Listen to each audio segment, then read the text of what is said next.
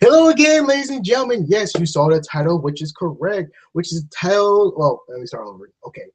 All right. Hello, I'm your host again, and I pretty much messed up my own intro. And you're in the zone with me, Isaiah.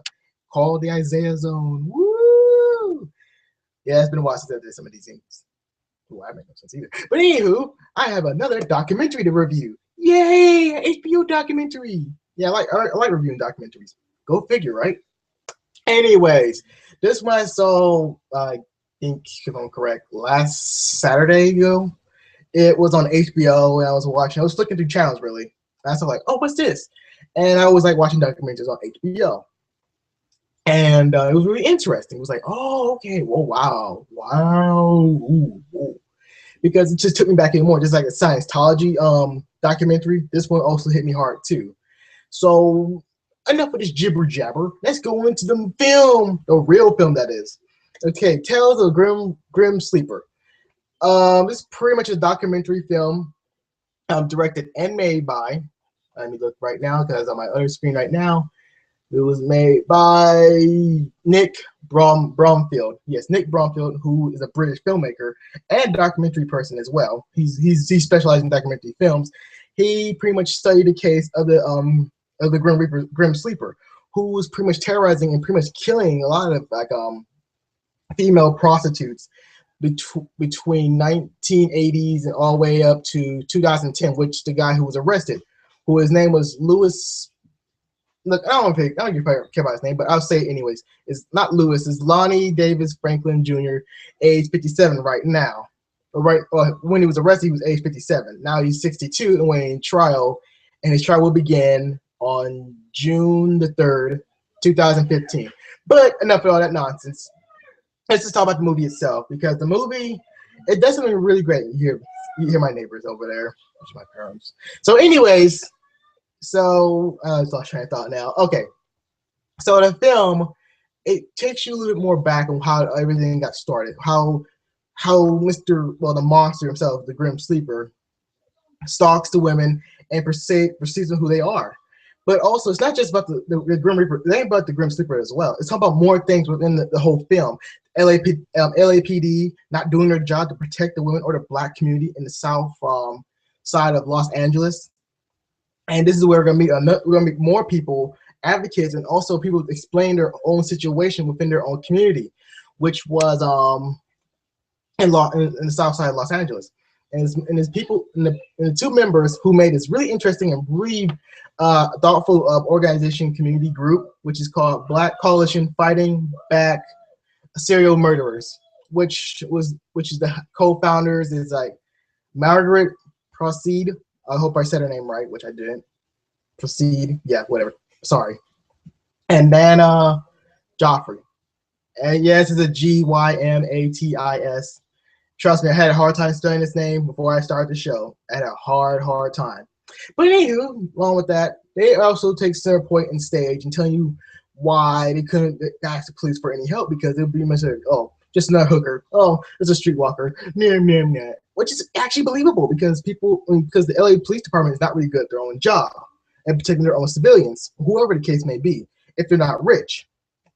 And so they made a lot of strong cases, but this is where the movie gets more interesting. It's not because we saw these two interesting and pretty much prominent forces within their own community, which is Nana and Margaret, but we also meet former prostitutes and also current prostitutes in the film as well. And you don't feel like, oh my God, they're disgusting. No, you feel even more sadder. It's like, wow, you're young. Why are you doing this? It's just so much confusion. You just feel like, as a person who has not been in that world of prostitution or any type of like that, or have little to no knowledge of prostitution, you get so wrapped up in their lives. It's like you be so wrapped up in like, what? Because it's like, wow. You just see so many more stories because.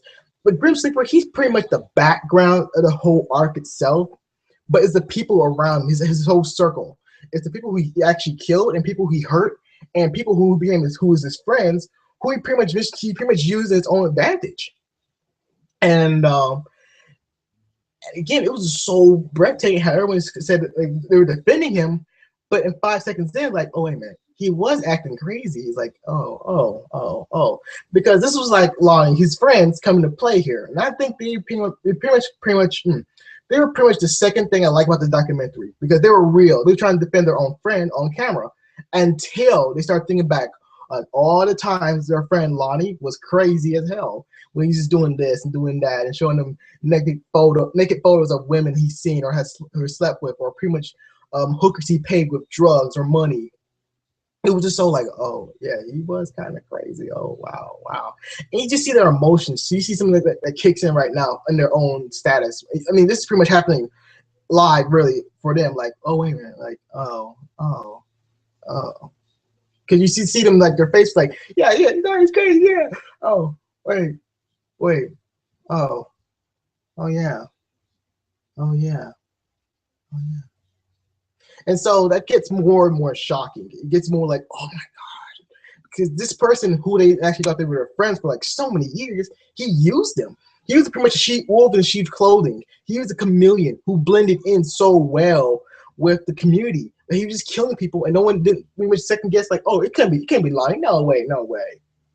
And so the pretty much one person who I liked the most in this documentary, who pretty much was the main focus, was a former prostitute, and I'm gonna forget her name, was Cookie. I think it's not Cookie, but oh my God, I forgot her name, but she played a real important part in the whole documentary because she was telling her side of pretty much being a hooker, and she was pretty much up in your face honesty behind it. It's like she was like no holds bars, telling you the honest truth behind what she did and how she did it, and pretty much the people around her is like as well. Like people were using drugs, people were on things and that. It's like wow.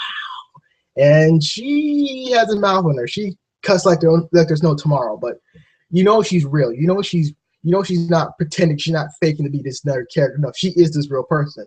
And you know she's pretty much worried by the people around her.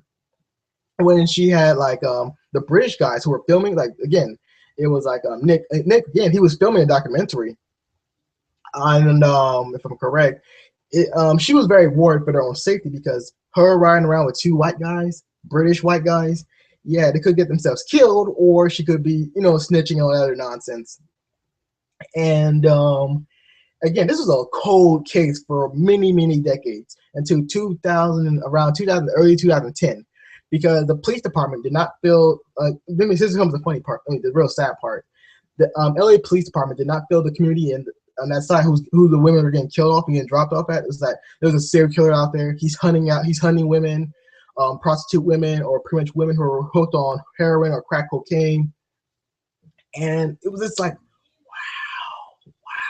Because the LA Police Department and pretty much all people, pretty much the Los Angeles itself, the police department of Los Angeles and the police force just failed that community so hard that you just can't believe that this murderer, he could have been caught any time within the 1980s until they did their jobs, but they didn't.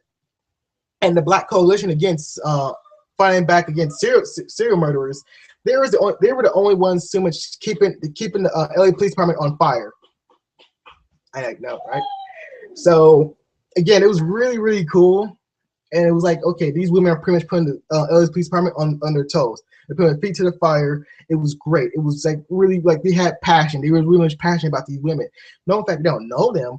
It's pretty much like this woman, she's my sister, right? She's my sister in my own community, so I have to look out for her. If you're not looking out for her, you're pretty much failing the community. So that was really important that people you get to take away from this documentary that you get to see a community coming together and actually pretty much defending their own people, even if they are streetwalkers or whoever it may be. If you live in that community, you are family. But here comes the more saddest part behind it all. No fact that the LA Police Department did not tell them there was a serial killer in their own neighborhood or that he was hunting or anything was like that department, or any evidence that they did not share with the public at all, is that the people in the neighborhood were just like, oh, they're just streetwalkers. They've been my cold face all throughout the whole decades. And so no one cared about them. No one cared like, oh, these women, who cares? But this is what the documentary actually made me feel. The documentary made me feel like I care about these women. I care about these people who were killed or ended their lives so soon. Because Louis Franklin, if I'm correct, he killed, from Wikipage that is, he killed about 10 women, but he actually killed more. 10 to 100 plus women, maybe, because he was a trash guy. And he was, in some say, in law enforcement and also district attorneys also said that he was using that job as being a trash man as a cover to pretty much hide the body or hide the evidence in the landfills. So you gotta wonder, like, how many people did he actually kill? How many bodies are actually in the landfill? And they give you a big collage of all the women that are missing or killed or pretty much anything under that situation. And pretty much the main suspect is Lonnie. So the only thing they can charge him with is 10 counts of murder, which he killed 10 people. But at the same time, you have to really remember this. So 100 plus women are dead or nor missing. And it's a Grim Sleeper, aka Lonnie Franklin Jr. He's pretty much involved with that mess, and I'm kind of convinced he actually did it. Right now, he's a alleged suspect, and pretty much alleged. He's on trial right now. Well, it won't start until end of next month, but you get what I'm saying. And so when you get all that factor in your own mindset, it's like, dude, and you see his friends and also his victims, living victims, that is, who's very lucky too, very lucky not to be caught up in his clutches of sick, perverted sexual acts. Because, like, so what, he saw a lot of, he owns a lot of collections of naked photos of women that he had sex with, or women he paid with drugs and or money he had sex with, and pornography and stuff like that. Because that was his biggest fetish of all, taking pictures of women, taking pictures of anything really. And so I'm not gonna go his whole his disgusting sexual habits. I'm not gonna do that because that's just disgusting. But in the film, it tells you, and you'd be like, whoa. Because I kept saying whoa because, like, it should be hard to believe, but at the same time, this person who is a monster, straight up a monster, has not been caught whatsoever throughout the whole decade. And so you're gonna ask me, how did they catch him in the first place? It was by luck, because his son, who went to jail on a different charge, and he's not related to this whole case itself, but he went to jail. His son, that is, went to jail. And if I'm correct, they take his DNA. Of course, that's how procedures goes. If you go to jail, they take your DNA. And so his DNA was a match. His DNA was like close to a match to all the victims in the 1980s, all the way up to 2007 or 10. I can't remember exactly how they put it, but if I'm correct, that DNA pretty much matched the victims. They pretty much was like, wait a minute, this looks funny here. His DNA matches pretty much the victims, so it must be an uncle or a father who's doing all these murders. So they put 2 and 2 together, like, oh, we got him. Seriously, DNA, and some detectives doing their jobs. I said doing their jobs, I mean really doing their jobs. And they did that hokey press conference. They say, oh, we got him. We did a lot of diligent research and everything, police work, la. Actually, it was a complete malarkey. It was actually the Black Coalition. The whole big same thing I'm about to say again. I lost train of thought now. Oh yes, that or putting the LA police fire to the ground, like, to their feet, that is, and just keep pushing. Like, say, hey, remember this woman? Hey, did you find the killer? Hey, did you find the killer? It's like they're always asking those questions. And then we see the victim's mother, and you have to feel for her own sorrow that she had no knowledge that the police actually had a suspect before they arrested him, or any evidence, or pretty much anything else. And you see these pictures of these people, the victims, and it's sad. It's very, very sad. And so what? It's like the movie actually said, like, and actually it was a great closing argument too, because Nick got like some of the former prostitutes or former junkies who were victims of Lonnie, and they pretty much described how Lonnie was evil. He was, and he escaped his clutches too. They were very much lucky.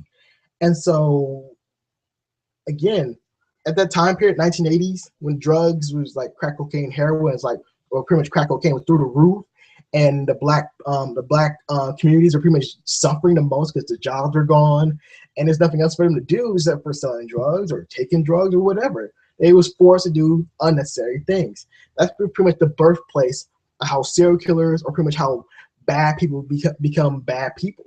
It's because the elements in their environment, like the money that was supposed to support their community, it was not there by all means. Like, how did you lose this money? Really? How? Because the movie talks about this. The movie talks about this as well. They talk about the culture. They talk about the environment and pretty much the agriculture in South LA. That's pretty much the poorest district of LA itself. And it's like, damn. So because if you're like in the poor neighborhoods, you're fucked. That's kind of sad, but it's really true.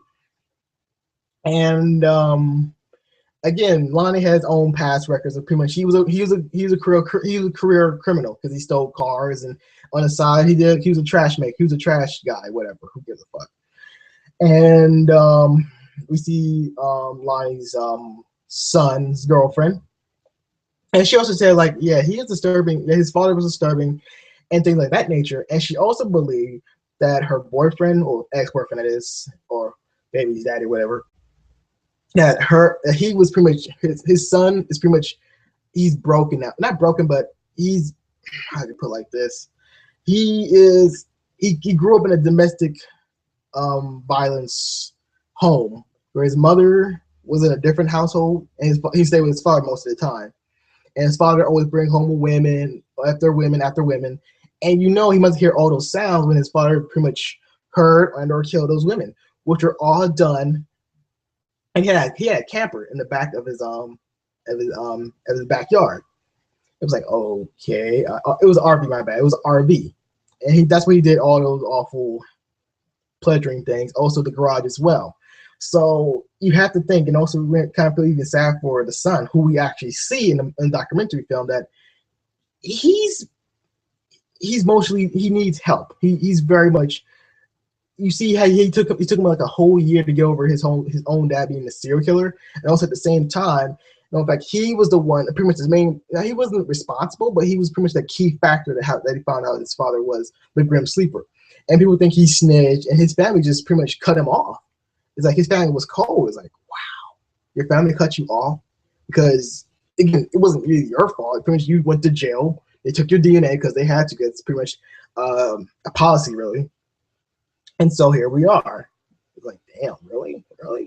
And the son's sticking up for his father. Like he said, he doesn't really believe the father. And some community, in the community, don't believe it as well.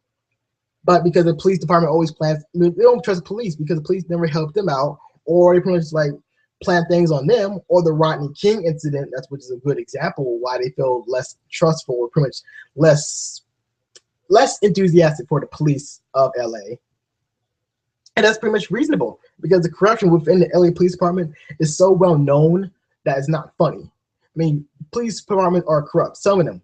But when you get to LA, those motherfuckers are corrupt. And they're trying to clean up their image that is.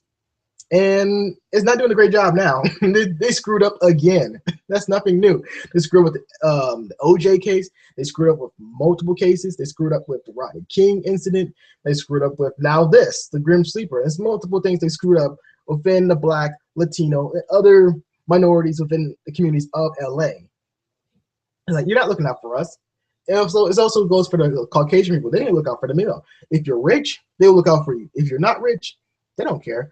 And again, they make the former prostitutes and former heroin addicts actually made a good point. It's like, yeah, if this was pretty much a high profile case, like if you was rich or white or whatever, they would have done something. The LA Police Department would have done something. They would have caught somebody today if that happened, like in 1980s, that is.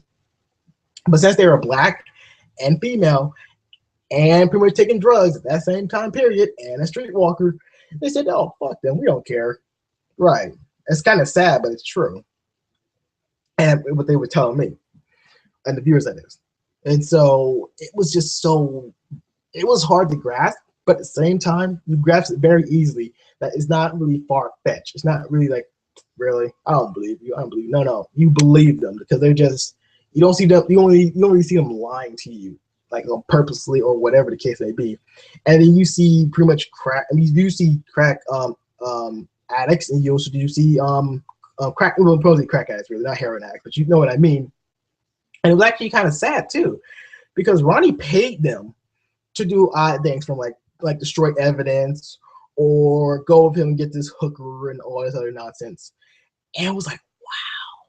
And the sad thing is they didn't really notice it until like, oh, wait a minute. He did tell me do some strange stuff for him like a couple days ago. You know the funny thing is, if you go on because the police never did no real investigational work, they could have asked people on the street. No, in fact, they're police and people don't trust the police. But people was willing to talk to them about Lonnie or this and that.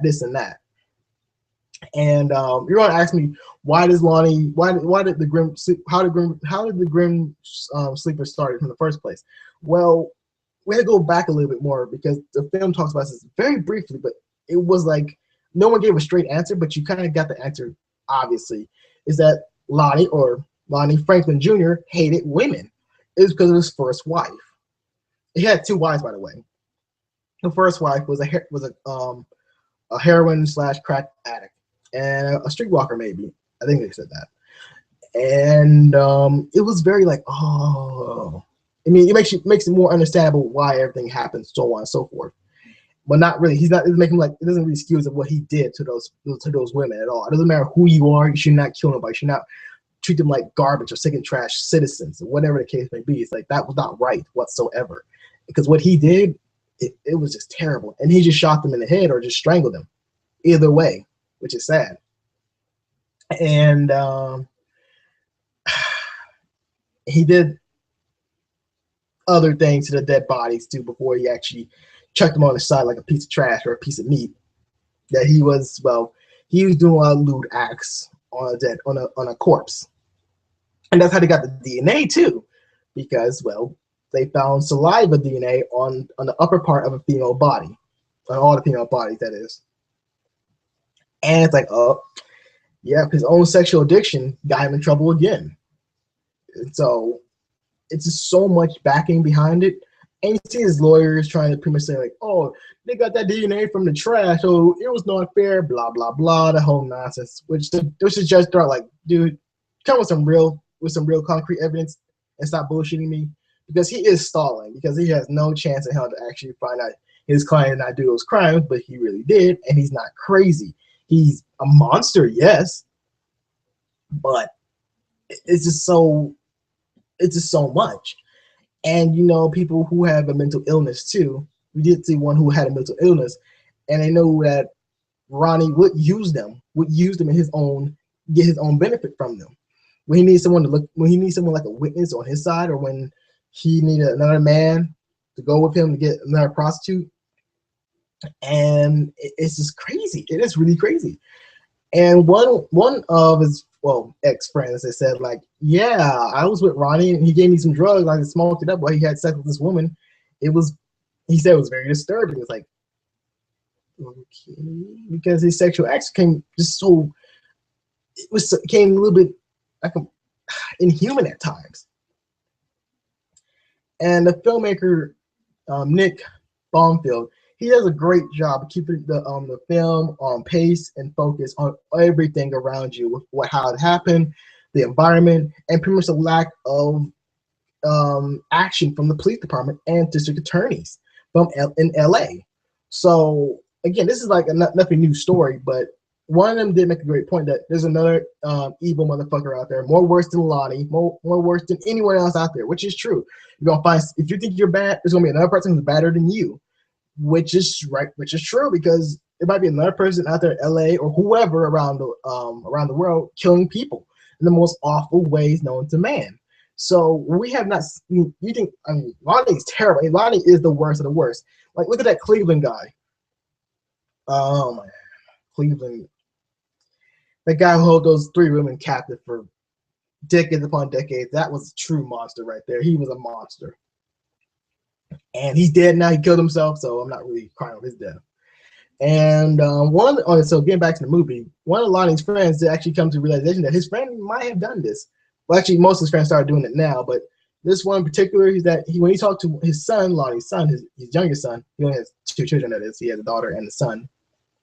And the son got upset with him because the son has pretty much a bad anger issue. He's crazy. He lives literally crazy because his ex-girlfriend told the viewers and the Nick that yeah, he would carry a gun with him all the time, loaded all the time. If he's going to a fast food restaurant, he would carry that gun on his lap all the time. Yeah, it puts the emphasis on all the time because I have to. It's just crazy. And the family friend got beat up by other people in the neighborhood, mostly Lonnie's son's friends. And he left his family friend down dirt while he got his ass kicked. It was like, wow, really? You're cold just like your father. And I hope he does not become his father. I hope he does find some help. I hope he does find something in his life that's pretty much productive, or whatever the case may be. Nothing like what his father done or anything like that. Because what his father done to him changed his whole childhood. Because he's disturbed, he's pretty much on loose ends. He get angry very fast. So you know something went wrong with him. We don't know what, we don't know how. We just know he's pretty much a damaged individual. And I'm not trying to be mean or say the damage word, but he is. When you look at him, we see when he say his story, when he say he does this and that, you kind of feel for him. Because, you know, he had people come up to him and say, oh, I know your father, man. It's like, your father was crazy. I knew him. Like, And he didn't want to hear it because he didn't want to hear people talk about his father or anything like that because he just wanted to be left alone. And so, yeah. And getting back to the main focus of the documentary is that it doesn't matter if this woman or whoever walks the streets, they're still a human being. They shouldn't be killed off and just be thrown out in the gutter like trash. You shouldn't kill people at all. You shouldn't be treat people who you want to be. You cannot do this or that to people at all. And what a monster does look like, and the lack of investigation can help a monster grow even further in his own career of killing people. And so it just pretty much when it comes all together, you won't just be shocked. You'd be just like, damn. Because you'd be stuck in silence for me, it was like 10 minutes. And that's how I felt. It was like 10 minutes of silence because it was just so much to take in. And there was another documentary too, where the FBI framed these 4 black guys, but that's another different story too, a different review. But I like reviewing these documentaries. A lot of people don't like reviewing documentaries. Weird. Anyways, what I give this documentary? I would say a must watch or a must see really, because this documentary film hits home for people who know friends who were part of the streets or who was part of the streets a long time ago, or had pretty much awful childhoods or awful parents or awful dads or mother, whoever the case may be. They can actually relate to it. And when this all comes together, you just gotta look back and like, damn. Because serial murders are not easy to catch due to 3 things. One, they may be smart, and Lonnie was smart. Unfortunately, he wasn't dumb until he was really older, and his son went to jail. That is. Number 2, lack of police investigation into minority communities or colored communities or Latino or Black or Muslim communities, and have less investigation behind it, will help grow a serial killer even more. And number 3 is that the environment. Because remember when I said in the south side of LA, jobs were gone because it was all shipped to different countries, or in case like that scenario, and drugs, crack cocaine was through the roof, and so was heroin, so was everything else. Yeah, that will also feed into the serial killer's hunting path, because those type of environment dilemmas can help a serial killer blend in with the environment, which is sad and true. So I would say, again, this movie isn't for everybody, but it is for everybody. If you want something that's really good documentary, that's pretty much on point, it doesn't get sidetracked by doing other stupid crap, I would still say watch this. Like this whole Scientology documentary by HBO, which was a great documentary.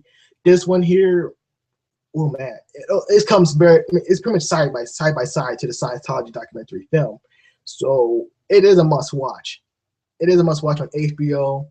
It doesn't matter where you watch it, folks, because it's just a movie. It's a movie you have to watch and actually just talk about with friends or family, whoever, and just pretty much break everything down, because there's so much going on in the documentary. It had a lot of time to explain it all. It's just pretty much hard to just, not really hard, but it's really easy to break it down in your mind.